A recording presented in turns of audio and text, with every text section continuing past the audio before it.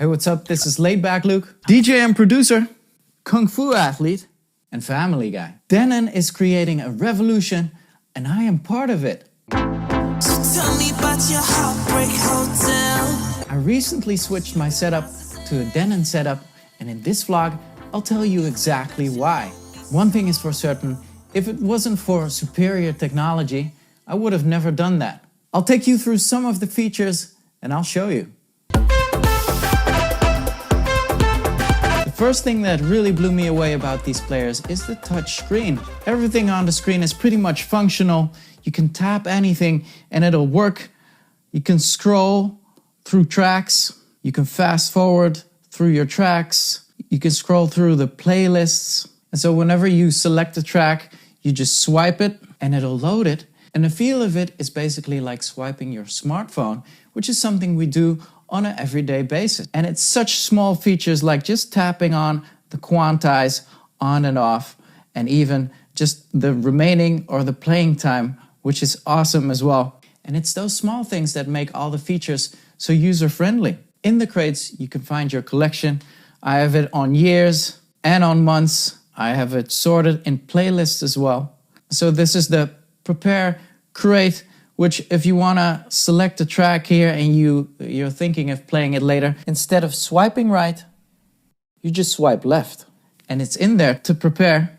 Also a very extensive search function, which has filters like genre, but you can also search for BPM and even in key. Up here you can sort in key as well, and you can sort by artist. So this is basically the browser view. And now to go to the track view. The track view gives you a big WAV file where you can check out the whole track. You can see the whole track laid out on the bottom, and then when you play, you'll see the whole track scrolling through. BPM info right here, pitch info right here.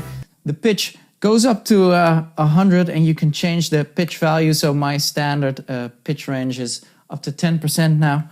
You can change the value up to 100. And over here is the master tempo button, which makes the track still sound really good, even when pitched up on 100.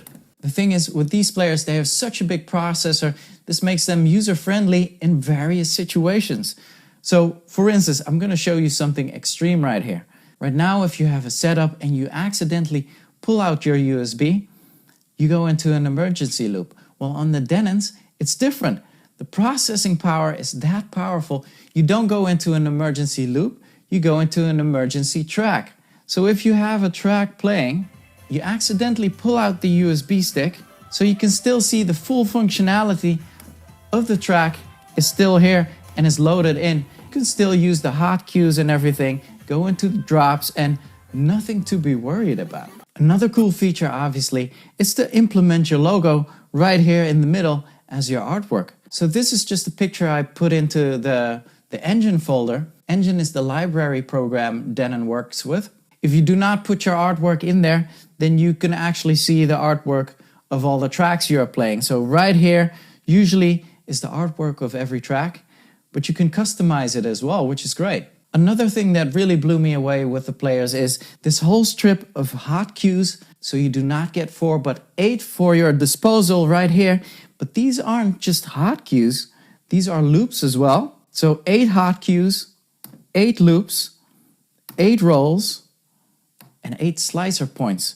And then in the loop function, you have 2 loop menus. And in the slicer function, you have 2 slicer menus as well. So I'm just gonna quickly show you the loop option right here. So these are loops on the fly that you can program and that you can save. And the second menu just gives you like a shortening of a triggered loop. So right now I can have this shortened and shortened even more. The roll function is pretty cool as well.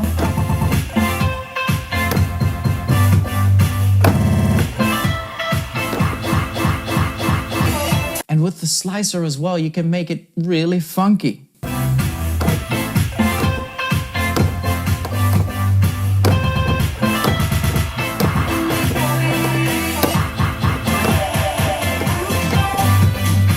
What's also a really cool function is the beat jump.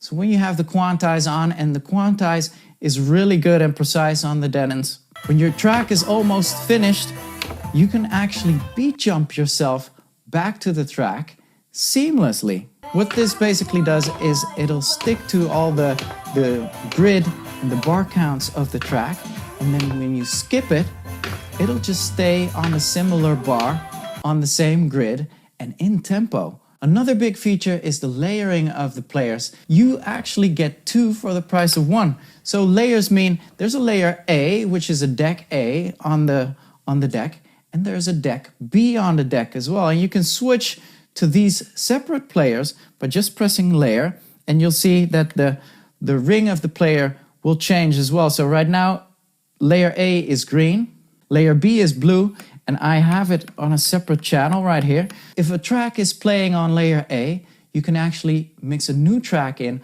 on layer B. And because it's separate on the mixer, it doesn't really get confusing either. So as you can see, the rings have their own color, which is fully customizable. When you go into the shortcuts, you can select the layer color. Again, this is something you can change in the engine program as well, but you can actually choose and customize your own color. And whenever you plug in your USBs, your settings will pop up, your color, your artwork, and everything is custom. So a lot of you that are watching right now might be concerned of all the hotkeys they programmed. Denon did a collaboration with Record Buddy, and together with that, they can collect all of your hotkeys and transfer your library to the Denon library. It's been very convenient switching over. And even if you don't use a lot of hotkeys, you can easily just plug and play your USB, and the Denons are ready to go. They analyze really fast, and it's really a plug and play type of thing. The sound quality is amazing, and I do realize I didn't even touch base on the mixer yet, but that'll come in the future. As well as the engine. DJ Prime is the software Denon uses to make crates and to collect all of your tracks. I will touch base on that in the near future as well.